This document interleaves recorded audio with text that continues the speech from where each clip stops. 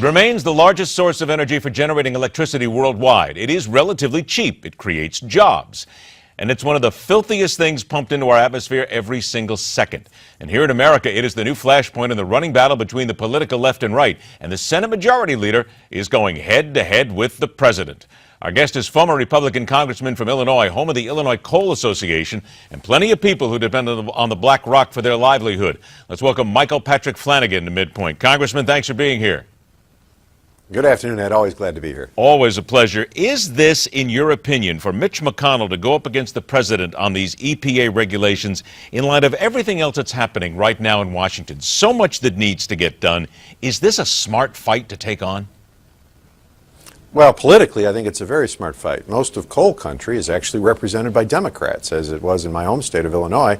Jerry Costello represented coal country for years, and it's not a Republican bastion. It's one of the few remaining Democratic bastions in the mid-Atlantic states and in the mid-central states. So politically, it's a smart move. But I think it's also a smart move because we're the Saudi Arabia of coal. It is the way that we fuel our houses, the way we fuel our cars, the way we take care of life. And I'll tell you that to go without it is really a pipe dream from the administration. I think it'll also highlight President Obama's strong ties to solar and to wind, like Solindra and things like that, where he's busy accusing McConnell of being in the pocket of big coal. I think he's in the pocket of those new technologies as well and is doing a favor for his friends every bit as much as McConnell might be doing a favor for his constituents. I'm going to play the other side of this as well. We try to look at all the different sides here. But with regard to coal, it is still filthy in many ways. Let's be real honest here. It puts an awful lot of greenhouse gases into the atmosphere. I don't want to get into all the technicalese here, but it is something that eventually we are going to have to wean ourselves off of if we want to have cleaner and more efficient energy. So aren't we just delaying the inevitable here, and really we have to look to that future now instead of fighting fights like this?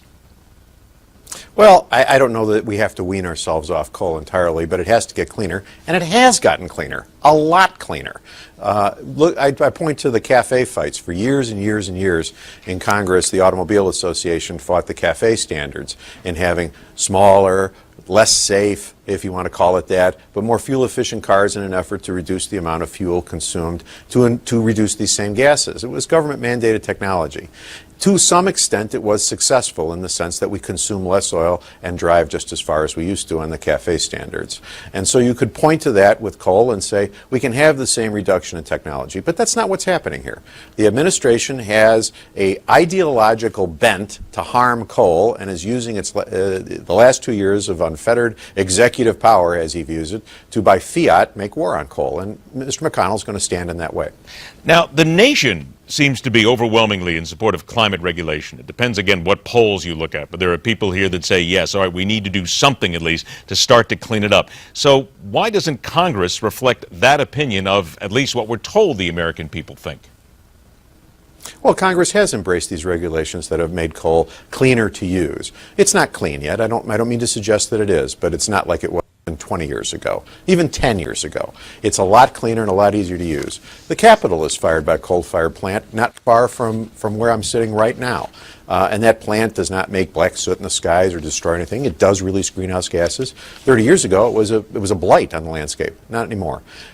Regulation has been embraced, and the industry has moved forward. That's not the goal of the administration. The goal of the administration is to wipe it out.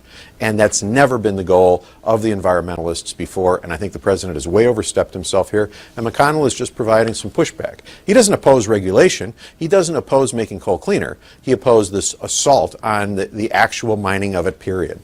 I got about a minute left, and I want to make sure that I hit you on what is coming through today. We're hearing now that the FBI is looking into Representative Aaron Schock, whether or not he broke the law in accounting for campaign expenses here. And at a time when America needs faith and needs some trust in their politicians, what does this tell us, though? Because you know as well as I do that Americans will look at this and they'll go, up, look, another crooked politician here. Don't we need to clean out the bad guys and start putting some faith and hope back in the American people when they see their elected officials? I'm with you on that, and I think Aaron Schock resigned so that he could take this not off the front page as a favor to the party, but for just the reasons you observe, is to say, okay, I've got problems here, and I'm going to take care of them privately and not drag the nation, or at least my district, through this problem. And he's done the right thing and metaphorically taken the bullet and moved aside to allow a better representation than he's providing right now for his district in Peoria, Illinois. But if every member did that as it came up, we'd be better off, I think. There, I think, is exactly what I was looking for you to say. If we all did it, and if everybody kind of looked at this way and kind of tried to at least find that way to make people be a little bit more trustworthy in Congressman, my God, think of what would happen then in the American political system. It's a scary thought indeed.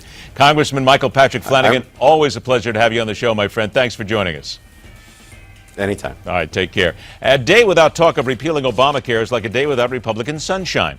But does their current plan have them staring another PR debacle right in the face? Because if Obamacare goes away, well, then what happens next? We'll talk about that in depth when we continue right here on MidPoint.